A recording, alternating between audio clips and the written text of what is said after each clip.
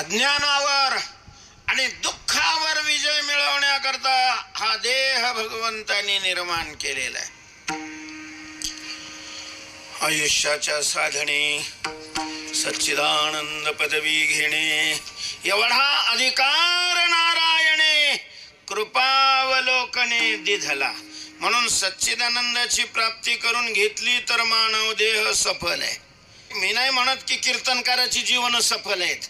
जे कीर्तनकार झाला म्हणजे तो सच्चिदानंद प्राप्त करून घेतो असं काही नाही.